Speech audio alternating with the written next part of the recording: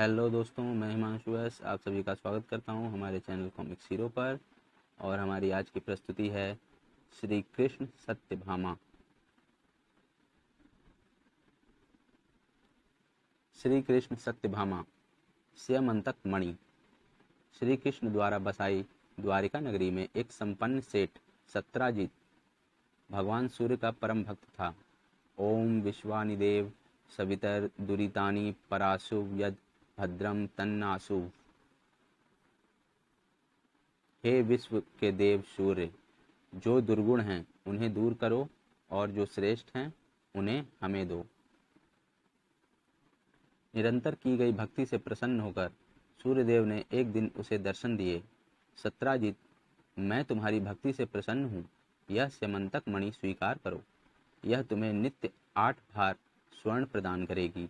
इसके अतिरिक्त जिस क्षेत्र में यह मणि रहेगी वहाँ अकाल और युद्ध कभी नहीं होंगे। मैं कृतार्थ हुआ देव। मणि लेकर सत्राजित अपनी पुत्री सत्यभामा के पास आया। पुत्री सत्या, इस मणि को सुरक्षित रख दो। कल नगर भ्रमण के समय मैं इसे धारण करूंगा। जी पिताश्री।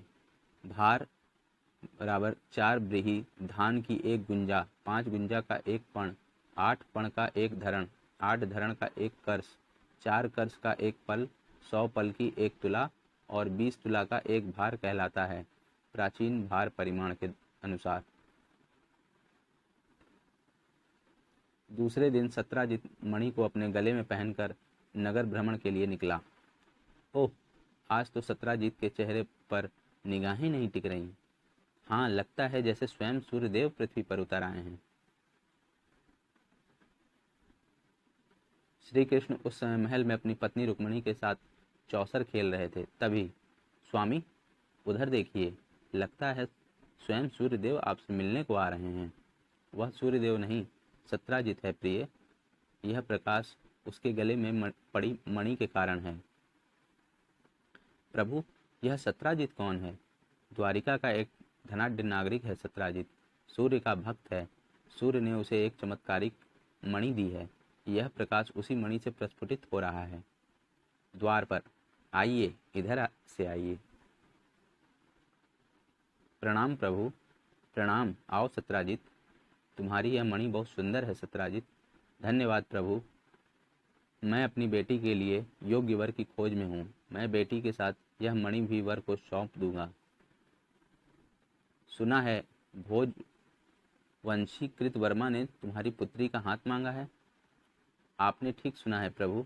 महामंत्री अक्रूर जी ने भी अपने इस वंशज की प्रशंसा की है, परंतु कृतवर्मा को मैं अपनी पुत्री के योग्य नहीं समझता। मेरा एक सुझाव है सत्राजित। तुम इस मणि से अब तक काफी धन अर्जित कर चुके हो, अतः अब यह मणि महाराज उग्रसेन को सौंप दो। अर्थलोलुप सत्राजित ने श्री कृष्ण की बात नहीं मानी और अपने घर लौट गया। जिसे देखो वही मेरी इस मणि को हस्तगत करना चाहता है। मैं किसी को नहीं दूंगा अपनी यह मणि। सत्राजित ने मणि को अपने घर के सूर्य मंदिर में सुरक्षित रख दिया। इस मणि से मुझे जो स्वर्ग मिलेगा उसका आधा भाग मैं प्रतिदिन ब्राह्मणों में वितरित किया करूंगा। एक दिन सत्राजित का छोटा भाई प्रसेनजीत उससे मिलने आया। भैया, मैं स्यमंतक मणि धारण करके वन में आखेट के लिए जाना चाहता हूँ। हाँ हाँ, ले जाओ। इस मणि में अनेक चमत्कारिक शक्तियाँ निहित हैं। विपत्ति पड़ने पर यह तुम्हारी रक्षा करेगी। परंतु एक बात का ध्यान रखना प्रसेन, नित्य प्रति इसकी पूजा अवश्य करना। मैं प्रतिदिन इसकी पूजा करूंगा भैया। अच्छा, चलता हूँ। वन में, ओह, बहुत फुर्तीला है, पर मेरे बाण से बच नहीं सकता। तभी अचानक, हे भगवान, ये सिंह कहाँ से आ गया? दहाड़! अचानक हुए आक्रमण से मणि उसके गले से निकल कर गिर पड़ी। सोचने का मौका भी ना मिला प्रसेनजीत को। सिंह ने आनन फानन में उसे चीर कर रख दिया।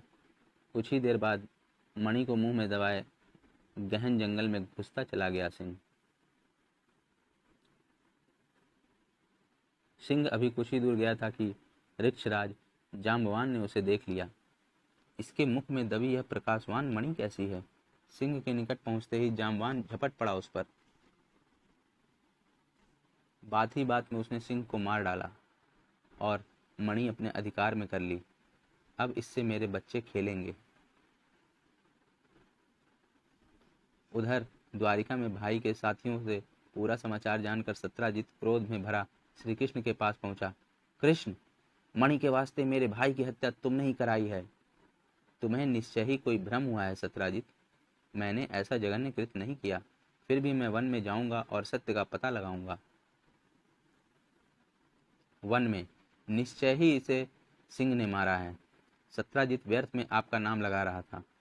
शेर के पैरों के निशान देखते हुए वे आगे बढ़े। आओ, हमें उस मणि का भी पता लगाना है। चलते चलते वे एक गुफा के समीप पहुंचे। लगता है किसी विशाल जानवर ने इस सिंह को मारा है और मणि भी उठा ले गया है।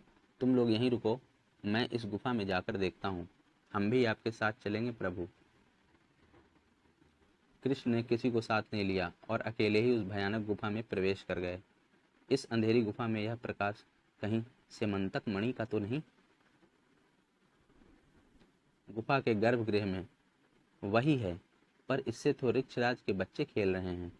बच्चों को उत्तेजित किए बिना ही मणि को प्राप्त करना होगा। अचानक क्री क्री क्री क्री क्री क्री शोर सुनकर जाग उठा जामवान। क्या है? क्यों शोर मचा रहे हो? इस व्यक्ति ने हमारे खेल में बाधा डाली है। कृष्ण आगे बढ़े। ऋक्षराज जामवान, यह सेमंतक मणि सत्राजित की है। मैं इसे लेने आया हूँ। यह मेरे बच्चों का खिलौना है। मैं इसे नहीं दूंगा। छीन कर ले जा सकते हो तो ले जाओ। दोनों में मल्ल युद्ध छिड़ गया। यह मणि तो मुझे चाहिए ही ऋक्षराज। इसे ले जाकर मैं कलंक मुक्त होना चाहता हूँ। मुझसे जीत पाए तभी तो ले जाओगे। 28 दिन तक दोनों में विविध प्रकार से भयंकर युद्ध चलता रहा। बस बहुत हो चुका ऋक्षराज। कृष्ण के हाथों तुम बच नहीं पाओगे। कृष्ण? अचानक गुफा गायब हो गई और प्रभु, मैं आपको पहचान नहीं पाया। मुझे क्षमा करें। यह मणि भी आपकी और मेरी यह बेटी जाम्बवती भी आपकी। मुझ पर कृपा करें प्रभु। इसमें तुम्हारा कोई दोष नहीं ऋक्षराज। विपरीत काल में प्राणी की बुद्धि अस्थिर हो जाती है। कृष्ण ने ऋक्षराज जामवान को गले से लगाया तो उसके सारे जख्म स्वतः ही ठीक हो गए। प्रभु, जाम्बवती को विदा करके आज मेरे सभी बार उतर गए। ऋक्षराज, कन्या तो लक्ष्मी होती है, उसे कभी भार नहीं समझना चाहिए। कृष्ण जाम्बवती को और सेमंतक मणि को लेकर द्वारिका लौटे। अरे कृष्ण, कहाँ थे पुत्र? हम तो चिंतित हो उठे थे। आपके लिए बहू लाने गया था नाना श्री। यह जाम्बवती है माते, ऋक्षराज जामवान की पुत्री। देवकी ने परंपरागत रूप से वर वधू का स्वागत किया। घर में प्रवेश करो पुत्री, तुम्हारा स्वागत है। दोस्तों, अब हम मिलते हैं अगले पार्ट में। धन्यवाद।